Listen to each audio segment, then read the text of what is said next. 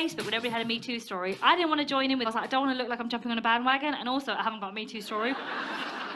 Really? I could have sworn I'd read something. Right, you ready? It's going to be a very cool artistic move.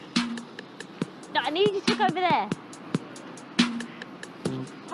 Very professional, ready for work. On the 6th of March 2018, various media outlets began reporting the extraordinary news that a Conservative Member of Parliament had been accused of physically intimidating a female comedian after she tried to interview him for her BBC show.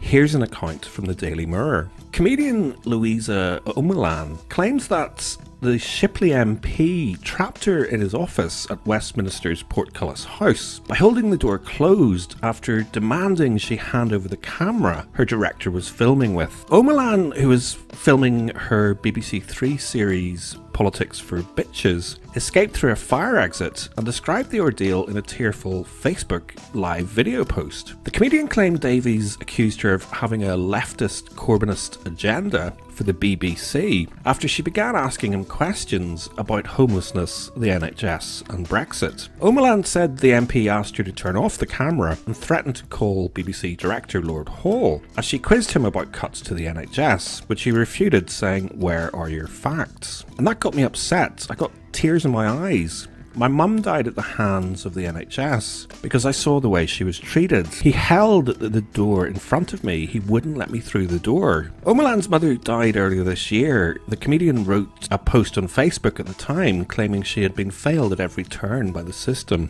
The BBC has been approached for comment about Omielan's accusation, but is yet to reply. Davies has so far not commented on the incident, telling the Daily Mirror only that he had no faith in it accurately reporting his comments. And here's an excerpt from Louisa's very detailed 5-minute account of her encounter just minutes after it occurred. And he said, give me the camera thingy. And I said, no.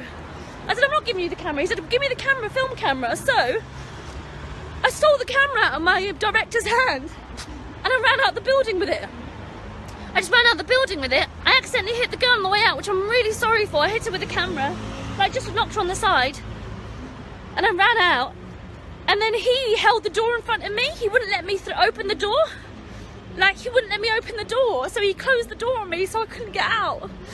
And I was like, get out the fucking way, you dickhead. And I shouldn't have called him a dickhead, but he blocked me in, like he blocked me in his office. And then he was like, are you from the BBC? Are you from the BBC? This is for the BBC. I said, this is for Louisa Omielan. Fuck off. And I ran out the fire exit. So this is Philip Davies, an MP, who just called me names, made me feel this big.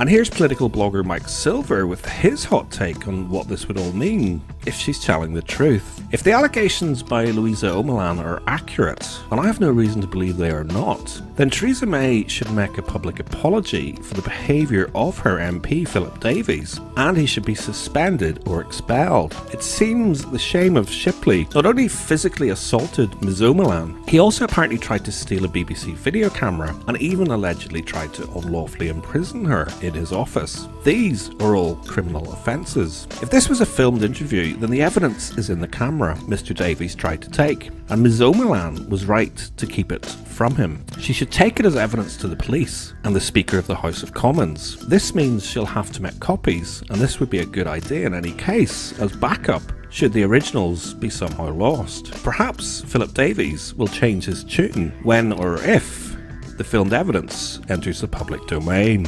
Meanwhile, Guardian columnist Owen Jones called on people who are angered by the incident to support a crowdfunding campaign to unseat Mr Davies. And bizarrely, fellow BBC comedian Lenny Henry appeared to call on Twitter for a public lynching of a sitting Member of Parliament. Incredibly, to this day, at least as far as I'm aware, the BBC have never issued an official statement on this very bizarre and very serious turn of events, which, in my humble subjective opinion, is ever so slightly disgraceful, given the ever so slightly different recollection of a number of other witnesses to the event, as reported by the same political blog that were the first to report on the Westminster sex scandal just a few months earlier. A Corbynista comedienne had a public meltdown on the parliamentary estate, called a Tory MP a dickhead, and whacked a young aide with a camera after her attempts to stitch up several MPs for a BBC TV show spectacularly backfired. Louisa Omielan posted a video on Facebook yesterday accusing Philip Davies of shoving her during an interview in his Commons office, claiming she was considering going to the police to accuse him of assault. Guido has spoken to several eyewitnesses who say Omielan's version of events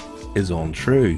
One says, and I quote, "He absolutely did not touch her or physically intimidate her. She had two older male members of her camera crew who didn't feel the need to jump in. I'm a woman and I didn't feel the need to say anything. He just told her she couldn't run around the parliamentary estate unescorted and would have to be escorted off. She then told him to fuck off, called him a dickhead, grabbed the camera and ran out." Omielan was filming for a BBC 3 show called Politics for Bitches. Her interview with Davies ended after Omielan asked him how he could be a Tory and a Northerner and started screaming about NHS cuts. Guido understands she applied for a job as a parliamentary assistant at Ben Bradley's office before attempting to bring a camera crew to the interview. Omielan told the Tory MPs she approached that she was not political and didn't know anything about politics. Guido can reveal that to be untrue. Omielan has repeatedly expressed her support for Corbyn and her dislike of the Tories on Facebook, and is even a Labour Party member. A pretty amateurish attempt at a stitch-up. When Omielan made her hasty getaway, Guido understands she whacked a young female aide with her camera. Omielan admits, "I accidentally hit the girl on the way out, which I'm really sorry for. I hit her with the camera." You really have to wonder what the BBC are doing, sending a Corbynista into Parliament to fib to Tory MPs about her political views, swear at them, and then hit their staff. Davies himself responded by claiming he was a victim of a left-wing stitch-up. This was a complete and utter left-wing stitch-up, and anyone reading her accounts can see it doesn't even make sense. I ended the interview, which in itself was extremely insulting about Yorkshire Conservatives, as well as making outrageously incorrect political assertions, and told her that I was going to complain to Lord Hall at the BBC, which I did. I can only presume she decided to get her retaliation in first, because I told her that. Anyway, as an unknown who has manufactured some publicity for herself, she will no doubt consider it a great success. When asked if he categorically denied pushing her and stopping her from leaving, he said, "Yes, of course I do. I should have trusted my instincts as I originally refused her request for an interview. Her production company persuaded me to change my mind by saying it was for the BBC and that there was no particular axe to grind.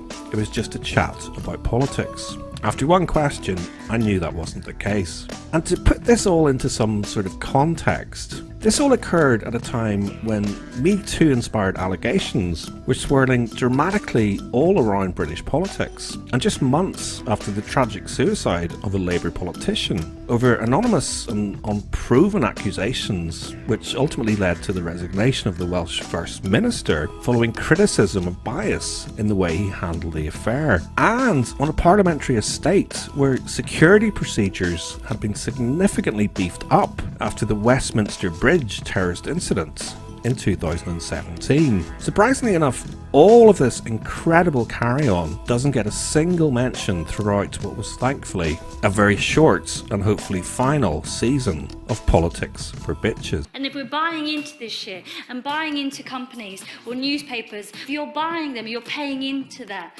We're the only reason that they succeed. We're the only reason that they have all the power that they have, because we buy that shit. Fuck no, bitches. Fuck no. Can't you see it too? There's an elephant in the room.